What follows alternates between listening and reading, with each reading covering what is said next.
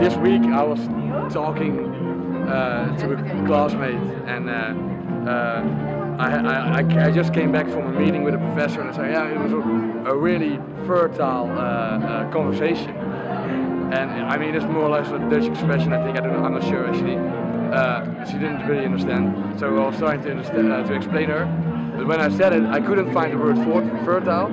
And a week later, or whenever it was, that was yesterday. She said like, "Hey, yeah, remember what you said? What was the Dutch word?" And I couldn't find a Dutch word. So at that time, so 1 week ago, I said the Dutch word and I couldn't find the English one. And yesterday, I couldn't find the Dutch one, and I knew the English one. Like, yeah, really confusing. Alright, well, thank you so much for talking to us. Thank you. Yeah, you're welcome. Hi, my name is Gigi Gilbert-Egglesrud. I am a linguistics major at Berkeley, and I am the editor-in-chief of Vagabond.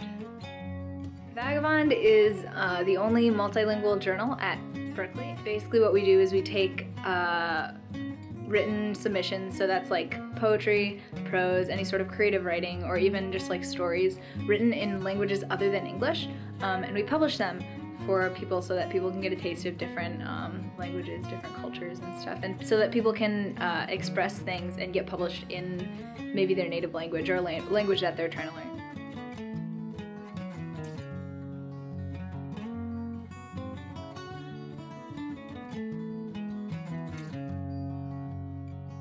Because there's just a different like sense of humor when you're speaking Hindi, and like just different style.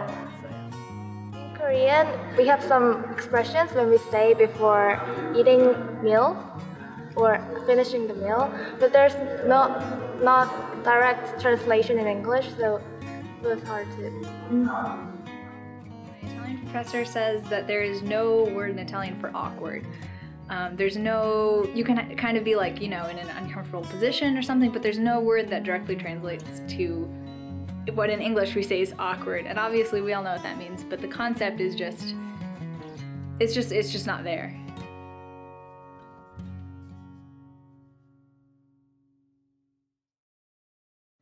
I'm Amelia Barilli. I teach in the Spanish department at UC Berkeley, and my students work with different ways of expressing through language, writing, service learning, analysis, all different kinds of ways of using the language.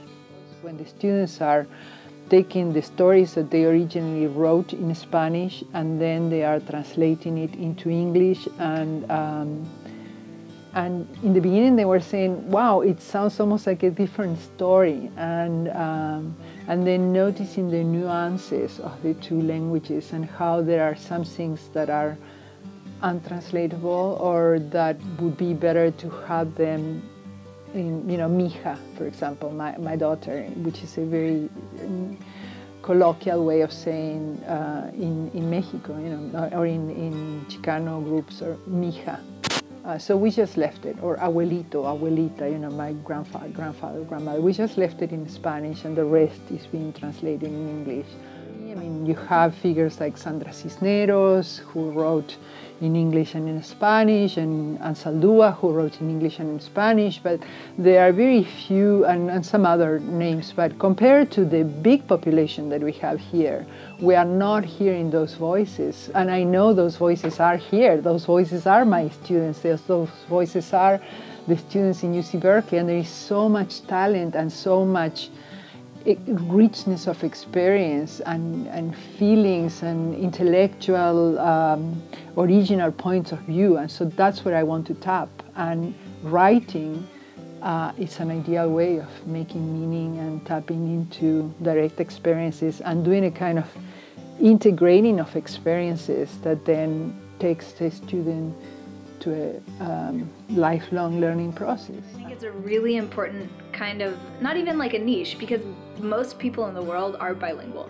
and like at least bilingual. And so I think it's a really important thing that this is a service, I guess, basically, that we can provide to students, especially at a school like Berkeley that has so much diversity and so many different language departments, and so many people speaking so many different languages.